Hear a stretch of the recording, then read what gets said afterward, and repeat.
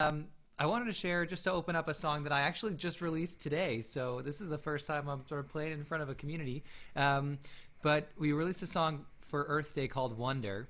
And it's a take on Asher Yatzar, which is the prayer that you say when we go to the bathroom.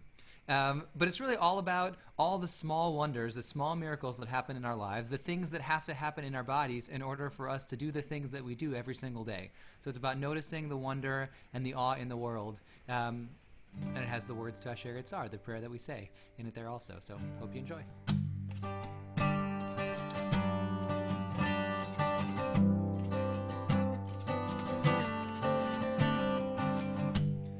Today for me is a new day on earth. I live it in awe and wonder how everything works. Should the grass cease to grow? Should the sun cease to glow? Should my heart cease to beat? I thank you again and again that my body's complete.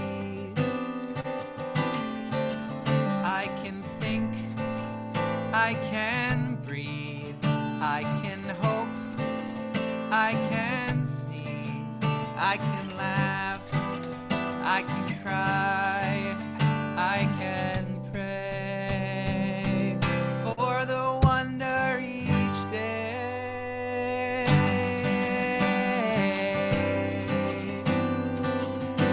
For strength come what may,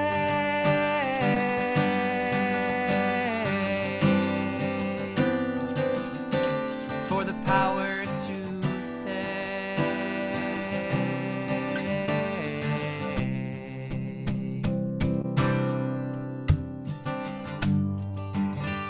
Baruch atah Adonai Eloheinu melech haolam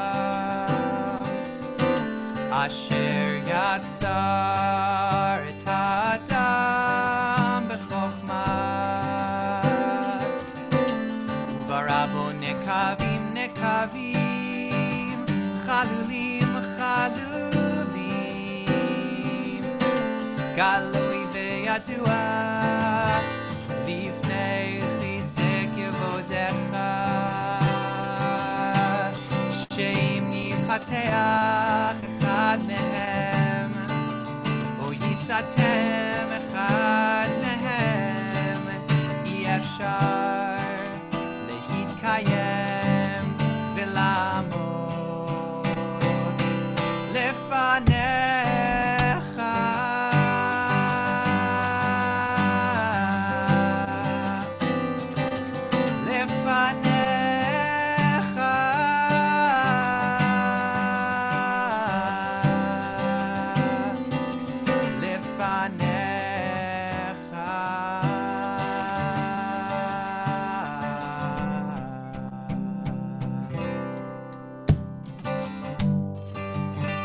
Baruch atah Adonai Rofek kol basar Umafli lasod for the wonder each day.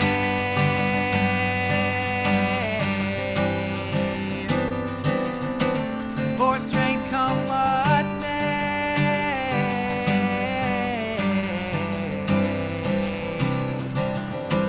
for the power to say.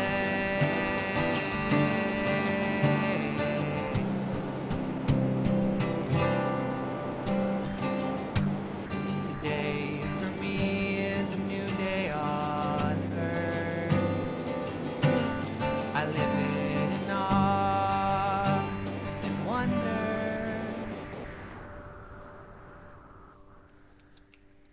Amen, amen. Tell me about how much of that is a song and how much is it a tefillah, and where do you see a difference, or are they the same for you? I've been thinking about that a lot lately, actually. I think I want to say that all of it is tefillah. That it's all a song and it's all tefillah. It's all a prayer, um, for a couple of reasons. First of all, one of the things that I really love about the Hebrew language is gematria, or Hebrew numerology. The fact that every Hebrew letter has its own numerical equivalent and significance, and there's connections between different words that we can find, secrets that appear when you connect different words that way. And the word tefillah in gematria is 515, which is the same as the word shira, song. Really? Shira I'm gonna check the 300. math on that. Yeah, check the math on that. It's if you spell tefillah without the yud in the middle, it's Ah, okay. ketiv chaser. I But see. in any case, that the idea that whenever there is song, that is a moment of prayer, and whenever you're praying, that it has to include some kind of melody, some kind of song. That's the way that we express prayer out into the world. So they're, in my mind, intricately and intimately connected. First of all, and second of all, I've been attempting to do Daf Yomi, the daily study of Talmud, since we started the new cycle a couple months ago. And in the middle of the first book that we read, the book of Brachot, of blessings, there's a list of tons of prayers, personal prayers written by the rabbis. And many of them might be familiar to many of us here. If you ever take a look in the Siddur, some of those personal prayers have at some point made their way into the Siddur. The prayer that we say at the end of the Amidah, Elohai Nitzor, God guard my tongue from evil, that prayer was originally a personal prayer of one of the rabbis. The prayer that we say for announcing Rosh Chodesh, that we did this past Shabbat to announce the new month, that prayer was originally a personal prayer written by a rabbi of blessings that they're hoping for the next month. So this prayer, where it includes the words of the Siddur, the words for Asher Yatzar, this prayer of wonder and awe and inspiration, and also includes some of my own personal prayers of things that I'm noticing and things that I'm expressing gratitude for in the world. To me, that all feels like a moment of personal prayer. Beautiful. Yeah, there's something non-traditional about that. Yes. So can you describe your persona Mhm. as a conservative Jew and a conservative rabbi, Uh-huh. and how that relates to your work and your songwriting? Sure. Hi everybody. It's really nice to be here with all of you. My name is Josh Warshawsky. I'm a rabbi. Was ordained from the Ziegler Rabbinical School in Los Angeles.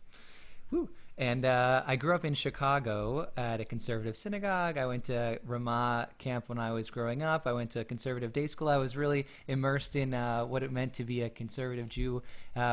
Before my college years, I took a gap year in Israel on the Conservative Women's Gap Year program, Nativ, and then I continued my studies at the Jewish Theological Seminary as an undergrad.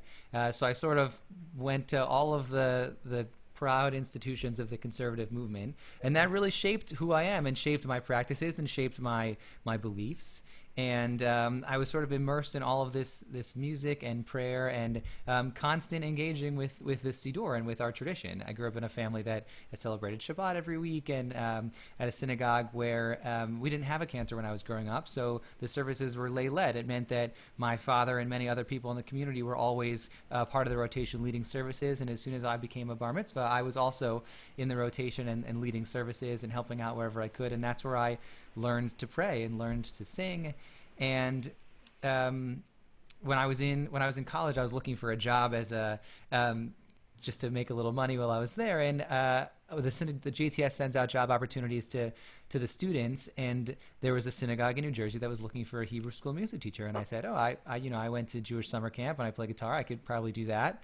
And I ended up working at a synagogue in New Jersey for all the years of my time in college, teaching music and tefillah to all of these kids. And I loved sharing music with the kids, and especially loved tefillah. And I realized that the repertoire that I had grown up with, which I think we're going to talk about a little bit later, I tell her, was a lot of Israeli music, Israeli folk music, a lot of traditional holiday music, and then the music of Debbie Friedman, Rick Recht, and Craig Taubman. That was sort of all the music that I knew, and I didn't know that there were so many people that were writing all of this Jewish music, so I started writing my own, and that's sort of how I began my songwriting journey, was because I didn't know how much Jewish music was already out there in the world.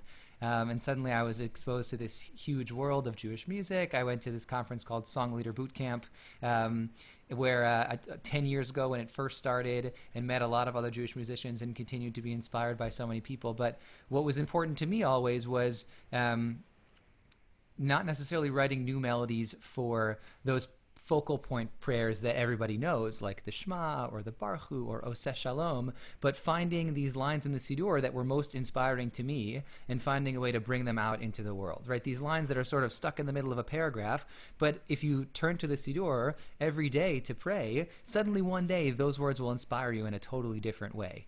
So I began to try and write melodies for those pieces of the liturgy because, as growing up in the conservative movement, I feel that all those pieces of the liturgy are important. Right, and the music of the conservative movement was lacking for decades. I think we can agree on that. And so we're just waiting for a revival from the inside. Right? We've been borrowing music from the Reform movement, borrowing music from the Orthodox community, and this is really very exciting for me to be witnessing a revival of young rabbis writing music and getting involved in music and tefillah and blending music and tefillah in a new way. So I assume one of your earlier pieces was Marabu. I've been using that in our religious school.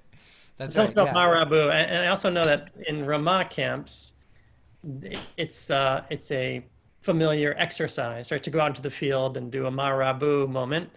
So tell us about the creation of that song and how that started you on your trajectory. Yeah, absolutely. So Marabu, it really did start this trajectory of finding those pieces, like I just said.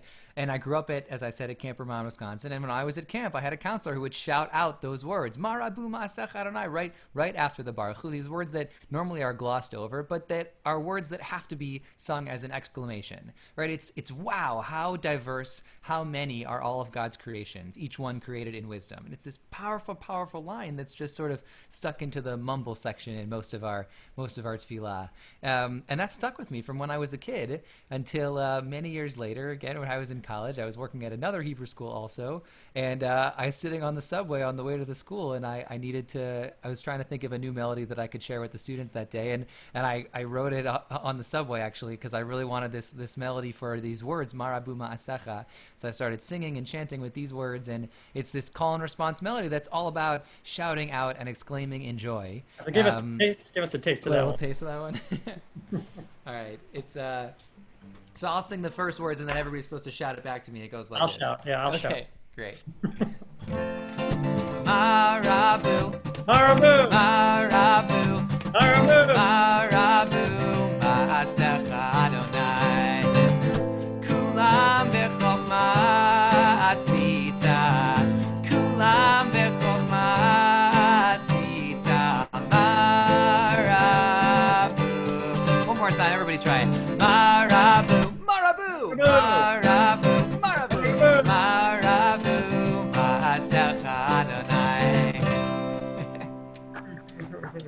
All right, while you've got your guitar, in that section of the Shacharit, we also have Hameir La'aretz, right? And so tell us a little bit about Hameir La'aretz, particularly about the feminization of that and that non-traditional take on the Shekhinah, I assume, is what's happening there. Yeah. So Marabu sort of began that trajectory of trying to explore these pieces of liturgy that I was hoping that more people would be able to come in contact with, these pieces of liturgy that had been so inspiring to me. And that whole section of the tefillah that we say both on weekdays and on Shabbat is all about creation. It's this section of tefillah, before we get into the Shema and the affirmation of our connection to the Jewish people, we first have to recognize the miraculousness of our own existence. How amazing it is that we get to be here today and experience the world the way that we are experiencing it. So that's what all of the prayers in these paragraphs leading up to the Shema, right after Baruch Hu, are all about. And this particular one, I had seen and read over many, many times, Hameir la'aretz veladarim aleha berachamim. God who lights up the world and all of its inhabitants with mercy. Uvtuvo mechadesh bechol yom tamid ma'aseh breshit. And in God's goodness, every single day, God renews the act of creation. And I thought, what does it mean for creation to be renewed every single day? There's a lot of pieces to that. First of all, that there are new things for us to experience every single day, new growths, new miracles, new things to notice in the world, but also that we ourselves are new every day, that you have all of yesterday's experiences inside of your internal memory bank. You can't live today the same way that you lived yesterday. It's not possible. So you are a new creation every single day. And so we have the opportunity then to be partners with God in creating and recognizing newness in the world. And when thinking about Hebrew's a gendered language, so all of the words in Hebrew have either a masculine or feminine suffix, and that's the way that Hebrew was originally written, but that doesn't mean that that's the way that Hebrew always has to be. And I was thinking about what it means for a God to give birth, to recreate the world every single day. What does that mean for there to be this kind of newness? And what would it feel like and sound like and taste like for us to sing to God using feminine suffixes instead of masculine in this particular instance? Similar to the idea of the Shekhinah, the feminine divine presence that we can feel all over the place. And that we could sing out using this hum, this sort of primal, natural feeling to bring that energy and that creation and that newness into the world. So it goes like this. The first part is just hum, so if you want to hum along wherever you are, that would be awesome. Hum, ha, ha, ha, ha, ha, hum, ha, ha, ha, ha, ha,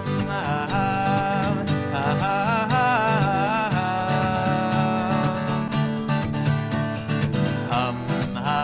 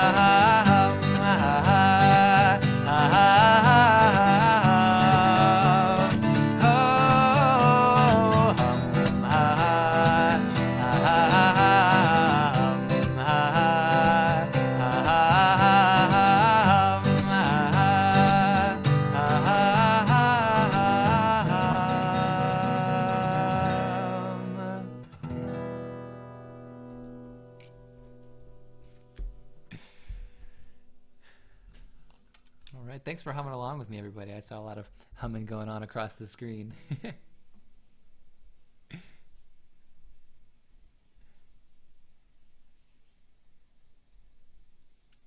I think, Rabbi Tyler, I think you might be muted here.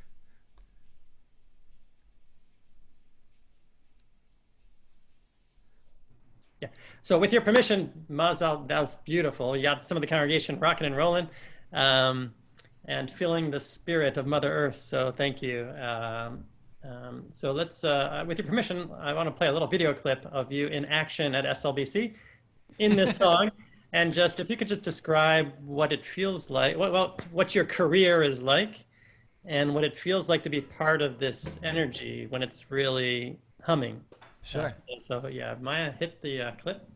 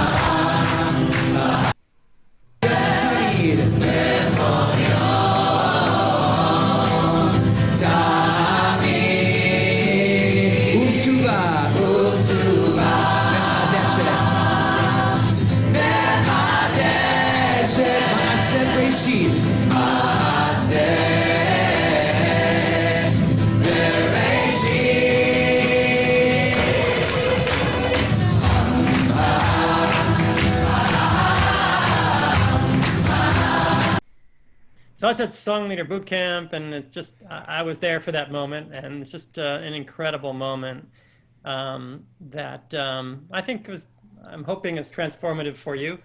Tell us a little bit about that moment and what it means to you in your career, and then more broadly, what your career is like.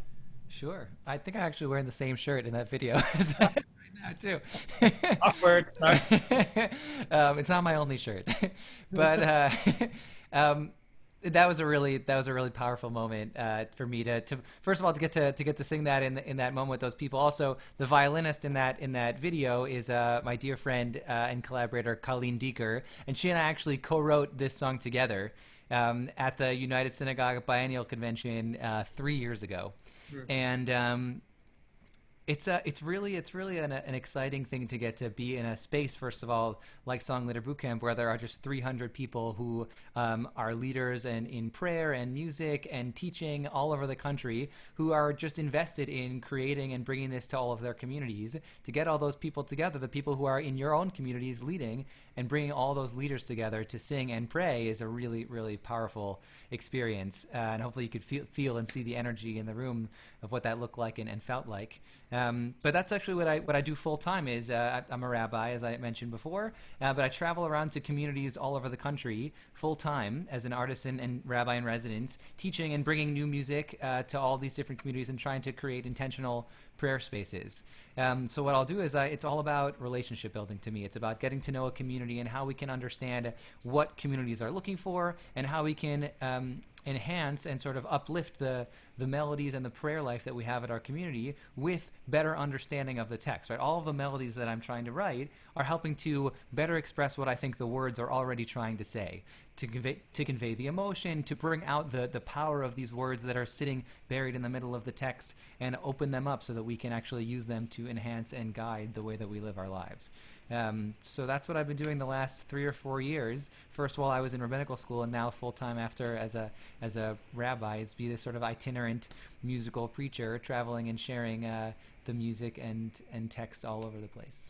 Beautiful. Thank you for doing that. I'm sure there's I mean, it's a sacrifice for your family to be traveling so far.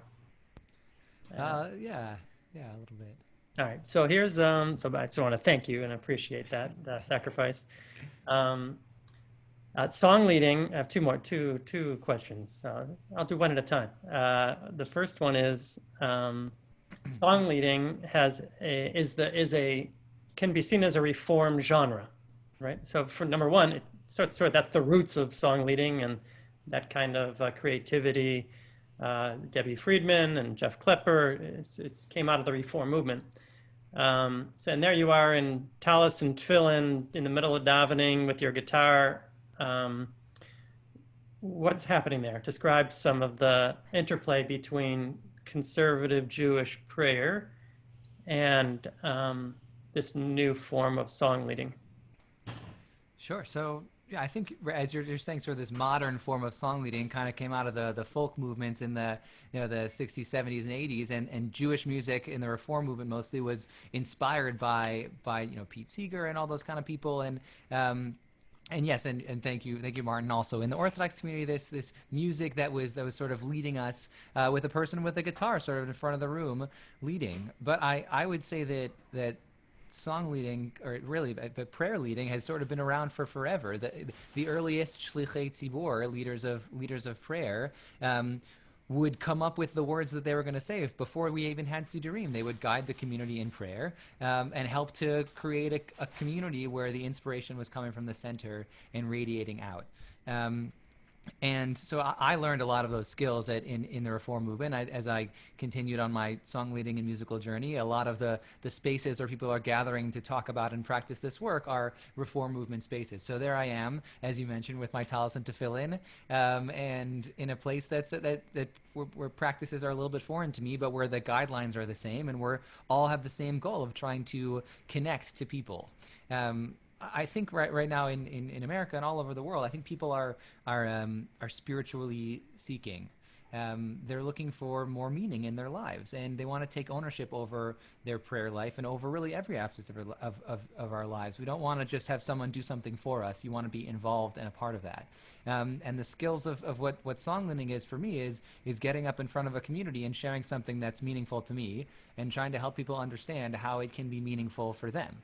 And I think that's what I try and do with prayer also, is a lot of it is sort of understanding what these words are trying to say. And that's, for me, what makes sort of where I think I stand out in a way with some of the other song leaders, is I really care about what the text is trying to say and what the words that we're saying are, and not just about the experience of creating the song. The experience is really powerful, and being in a room where all these people are singing together, you can feel the energy. It's tangible. But also, in addition to that, the idea of knowing what it is we're trying to say and believing it in our hearts and finding a way to manifest it into the world, I think is something that sort of puts me in this different sphere. Whoa. All right. So the last two parts, let's say more about that. Understanding what the words are. So meaning in a lot of these spaces, the power comes from the experience, but it stays there in the moment. And so tell us a little bit more about those next two steps. Yeah, I think that the experience itself can be a catalyst in some ways, but That's if step you number one. Yeah. Right, that's step number one. But if you're understanding what the words are trying to say, then you can actually make it meaningful for you beyond just the experience itself. You can take it along with you and use it in your life wherever you happen to be, right? Sometimes these melodies will come to me and I'll hum them all over the place, but also sometimes I'll be doing something in my life and a piece of text or a verse from somewhere will sort of just come into my head because I've, immersed myself in all of this for so long. And that's intellectually. Right, that's right. Yeah. So good. So you're adding I suppose an intellectual component to the spiritual experience. I think right. I think that the heart and the head are all they're both intricately and important to the experience of prayer. There's a moment of prayer that has to be sort of just breaking your heart open. And Andrew, to your question, I think that's what Nigunim are all about. It's about finding the moment to just break open your heart and let the emotion, the pure emotion, sit there. And in some ways, there's, as Abraham Joshua Heschel said, there's places that a nigun can take you that words can't possibly express, that you can just get with this powerful melody. And then, in addition to that, the words have incredible amounts of power. Words create worlds, as we say in Psukei de Zimra, in the morning prayer. Baruch she'amar v'heya ha'olam. Blessed is the one who spoke, and the world was created. And we have the power with our words to do that. We can create worlds. We can tear worlds down. We can tear people down with our words, and we can build people up. And so, words to me have always held this beautiful, powerful importance. And as we call ourselves the people of the book, but I think that we're really the people of the many books. It's very clear that we have so much text, and all of these words are something that we have the power to contribute to. Not everybody can create a melody, but everyone has words in their heart that they can share and add to this experience of prayer. Beautiful. So what I'm hearing is, and understanding now, is what makes you unique as a conservative song leader. And well, you don't call yourself a song leader. What are your titles? You had creative titles to your name. Oh, I don't remember. Yeah, prayer. Prayer. Gatherer, meaning seeker, probably. Meaning seeker, life seeker, something like that. Lifelong meaning seeker. Yeah. Yeah. So as what you do in a conservative context, what's unique about that is the combination of the spiritual or the emotional and the intellectual. Let's say the head and the heart, as you put it. So I once heard you talk about your experience in rabbinical school, where you're sort of like a normal everyday rabbinical student by day, and then you went off on Shabbatonim, like a masked crusader. Tell us a little bit about that, your experience in rabbinical school with your other colleagues, and what that was like as you're Sure. building your song leading career, or music career. Yeah, so I had not expected for this to be my career path. I was very excited to be a rabbi, and I went to rabbinical school to be a traditional sort of like in a pulpit or a day school or an organization. And I had been writing Jewish music for a couple years, and in my first year of rabbinical school, a synagogue reached out to me and they said, "Hey, do you do artist in residence weekends?" And I'd never done one before, so I said yes. And I went out and did an artist in residence weekend, and it was really wonderful to get to connect with the community and teach and share some of these new melodies. And that began this whole journey of connecting with communities all over. And because I had sort of been immersed in the conservative movement from a very early age, I then had a lot of connections at a variety of different synagogues. And when I was an undergrad at JTS, I was taking a lot of rabbinical school classes for some of those years. And all those people over the course of those 3 years that I took off in between college and rabbinical school had then gone and become rabbis. So those people began to reach out and say, "We remembered that you did this music. Could you continue? Could you come out to our community and share?" And for the most part, I did not ever talk about what I was doing on the weekends at school. People knew that I was sort of traveling all over, but they didn't really understand what it was that I was doing and sharing with different communities. And for the most part, I was doing it outside of Los Angeles, so it was sort of unfamiliar to everyone except my closest friends in rabbinical school. But at the same time, the texts that I was learning in rabbinical school and the studies that I was participating in played a huge role in a lot of my songwriting and my prayer writing over the course of those 4 or 5 years. A lot of the texts that I encountered in rabbinical school then became sort of the central pieces of new melodies that I wrote that then were a part of my most recent album that I put out a couple of years ago. Hamet Yirah was on that album, and that was a text that every day I experienced when I was praying together in school. The melody that I'll close with today when we get there is a melody called Va'ani Ashir Uzecha, and I will sing your strength, which comes from Psalm 59, a psalm that is not a part of any worship service in Judaism, and then I found in a class when I was looking in a midrash class on texts related to the word oz, to strength. So the experience went hand in hand. And then my last year in rabbinical school, we take a homiletics class, a public speaking sermon writing class with Rabbi Eddie Feinstein. And that class helped me practice my public speaking and helped me work on some of the things that I was teaching and crafting some of the messages that I was sharing with communities. And then I would go out and use those things in communities in real time. And that's sort of when I began to connect with my peers and explain to them what it was that I was doing, because they were hearing me speak about it now in a real way. And now it's gotten to the point where it's some of my friends and colleagues who are now out in the field that I studied with for many years I'm able to go out and visit their communities and have this really powerful connection at the same time. That's awesome. So Keith Sarich is an example of a kind of a text-heavy piece.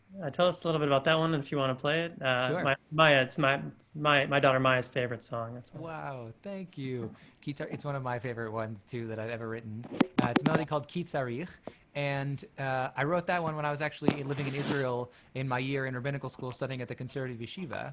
And there was a period of around 2 months where I was feeling bored by the liturgy. And I was feeling like it wasn't speaking to me, and I was struggling with how to connect every single morning. I was going to tefillah at the yeshiva every single morning and not really knowing what it was that I was trying to say. And luckily in yeshiva, there are a lot of books.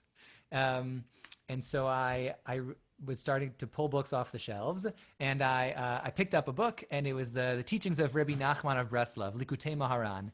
And I happened to turn to flip through it, and I opened up to chapter 5, and these words sort of jumped out at me. Really powerful words that you might have heard in a different way. There's around the same time that the Rebbe Nachman was teaching what I'm about to share, Rav Simcha Banem of Peshischa was going around teaching that people should always walk around with 2 pieces of paper in their pockets. One that says, "The whole world was created for me," and one that says, "I am but dust and ashes." And the idea is balance, that maybe you pull out the piece of paper that you need at the time, or perhaps even you pull out the piece of paper that you feel you don't need. And that's where the balance comes from. And so Rabbi Nachman taught, Ki tzarich kol adam lomar, every single person must say, Kol ha'olam lo nivra ela bishvili, the whole world was created for me. Nimtza sheha'olam nivra bishvili, once I realized that the whole world was created for me, tzarich ani lirot ule'ayen bechol eit betikun olam.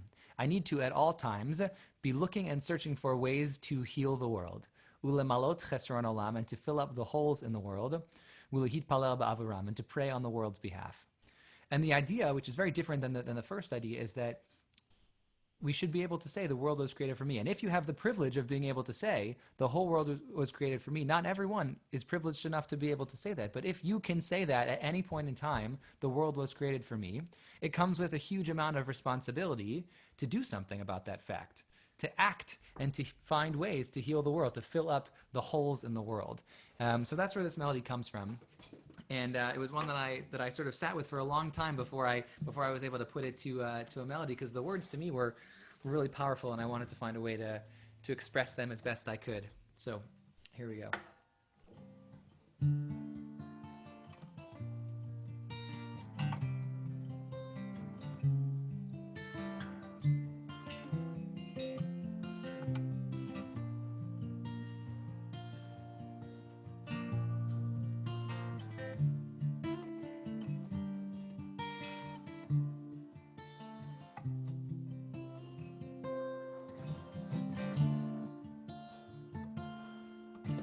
Ki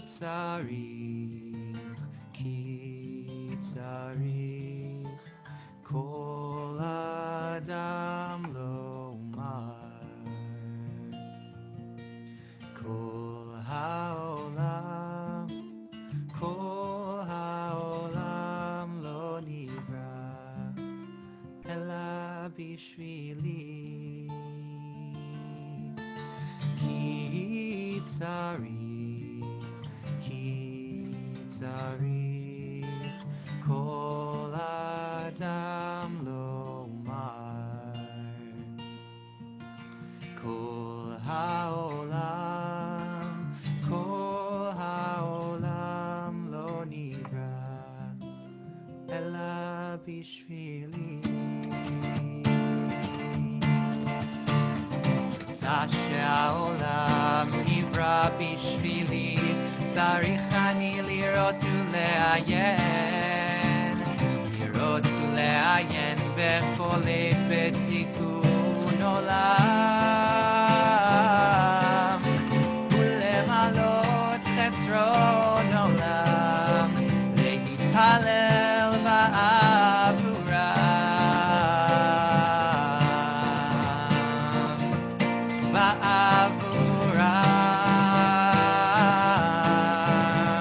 נמצא שהעולם נברא בשבילי, צריך אני לראות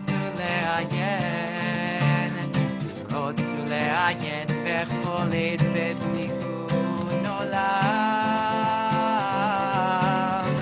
ולמלא חסרון עולם, להתפלל בעבורם.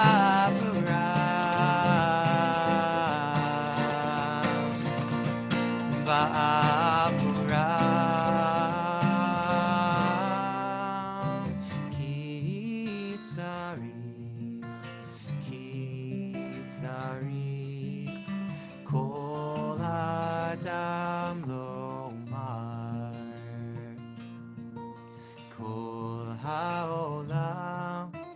כל העולם לא נברא אלא בשבילי. Beautiful, beautiful. Everyone can do that for applause. Thank you. Thank you. One more clip. So this clip is a clip of you with teens from Camp Ramah.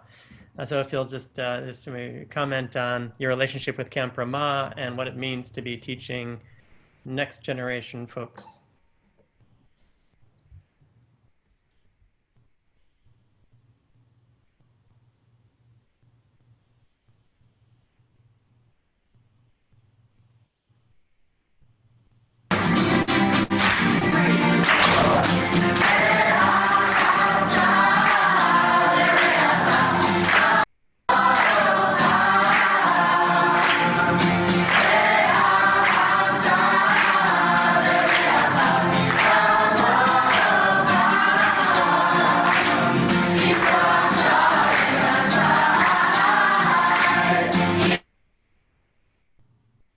Good. So tell tell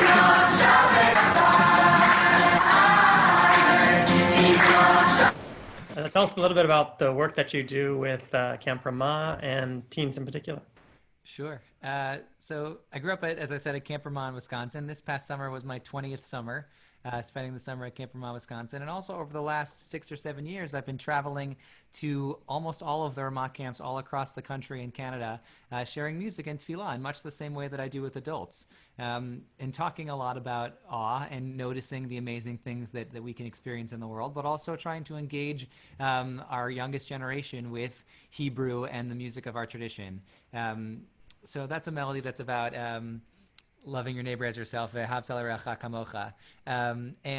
it's one that I wrote with my brother actually, and it's sort of it becomes sort of an anthem at a lot of the camps and schools that I've been going to. But Camp Ramah has been a really amazing part of my experience, and it again allowed me to experience a lot of the power of singing in Hebrew at camp. All the music that we sing is just in Hebrew. And it allowed me to engage a lot with exploring what experiential prayer could look like, or when we can go out into nature and pray, or when we can bring in music. The first time I experienced a musical service was when I was a camper at Camp Ramah, Wisconsin. So that was a huge part of what I experienced as a kid and what I want to bring to the next generation of Jewish campers. So looking into your crystal ball, or maybe your wishing well, what are you hoping for? What are you hoping that shul tefillah will look like in 10, 20 years when these kids grow up and become balabasim? Yeah, I think there's a lot of potential. In every generation, prayer has looked different than the generation before it. And in every generation, we have to find a way to take ownership over the words of our tradition and experience them in the ways that are impactful and meaningful to us. And I think the next generation, as I mentioned, are seekers, are people who don't want to do anything just because they're told to do it. They want to do it because it's meaningful to them.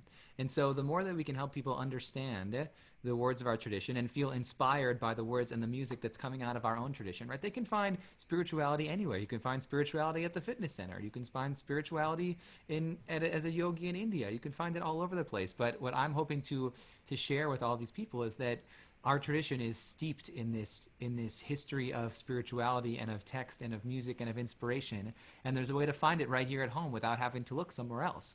And there's a power in that. And so I'm hoping that we can that services will be engaging and lively, that people will be really participatory, that we'll be able to come in close together and feel the energy that you saw in some of those clips, and that hopefully you experienced a little bit of today, of what it means to gather in community and continue to pray. Thank you. All right, what's the last one? So first of all, thank you so much for inviting me to be a part of Zoom at Noon. It's been really wonderful to get to share and explore this with all of you. And thank you to those of you who are sitting here and listening and interacting. And thanks for people who mentioned things in the chats. I have been to Ramah Darom, and I spent a lot of time at all these other camps. And Sam Glazer actually, Ron, or I don't know if it's Ron or Rona, sorry. Rona? Yeah. Rona. Yeah. Rona, thanks, Rona. Sam Glazer, actually, I recorded my first album in Sam Glazer's studio in his backyard. Wow. He's a very dear friend, so he's been an inspiration to me for a long time as well. But this melody it's Va'ani Asher Uzecha, and I actually just learned a really powerful thing about these words from Psalm 59, that in 1897 there was a plague in the city of Bombay. And the Ben Ish Chai, who was the chief rabbi of Baghdad, was in communication with that community. And the Jewish community of Bombay, asked him to write them a siddur of prayers to say in a time of plague. And so he wrote them a siddur. It's called Siddur Lagid B'chol Yom Tfilot LeMagefa Bombay. It's a siddur to be said every single day, of prayers to be said during the plague of Bombay. And this prayer was right in the middle of the siddur, these words, Va'ani Asher Uzecha, and I will sing your strength. Ve'aranen laboker chastecha, and exalt to the morning your faithfulness. Ki hayita miskavli, you've been a haven for me. Umanos beyom tsarli, and a help for me in my time of distress. And these words were sitting there as a part of this prayer that they said in this time of deep trouble for them. And so I've been singing it very often in this time of trouble and quarantine for us as well. It's a prayer about finding your strength through music and finding the strength in your own self through engaging with other people. In the beginning we sing Va'ani Asher Uzecha, and I will sing your strength. But by the end, the chorus that we repeat over and over again is just the words Uzi, Elecha Azamara, my strength. I will sing out to you. And through getting the opportunity to sing with each other, to see each other's faces, we can find a way to bring our own strength into the world. Can you hear it? So let it be. We'll sing the. If you want to join on with me with the chorus, it's just Uzi Elecha Azamera.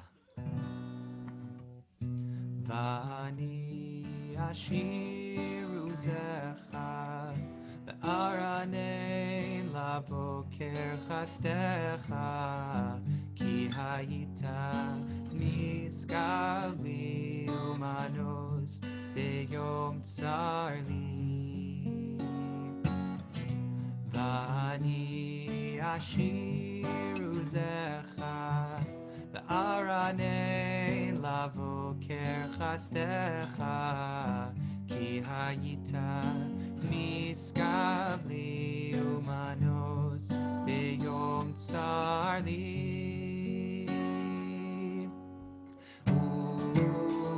Uzi elecha azamera azamera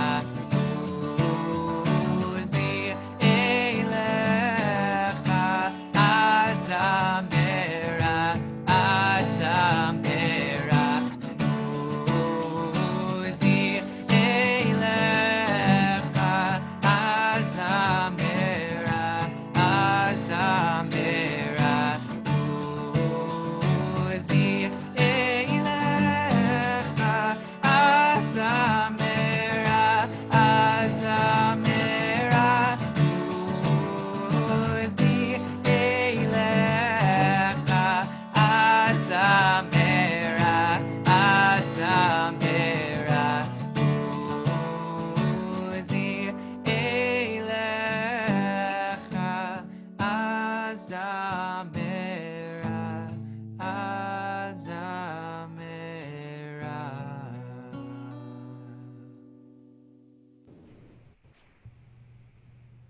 Rabbi Warshawsky, thank you for bringing your music and your soul and your journey to us at Brit Shalom. It's a pleasure and an honor to meet you. And we look forward to having you at Brit Shalom when this all clears up. Absolutely. So that we can be together in the style of prayer and song that you describe, close together and intimate and proximate. And so thank you for being here and easing our burdens with that beautiful Azamera. Thank you very much. Thanks so much, everyone. Thanks, Rabbi Teller. This has been really You're wonderful to get to welcome. share with you.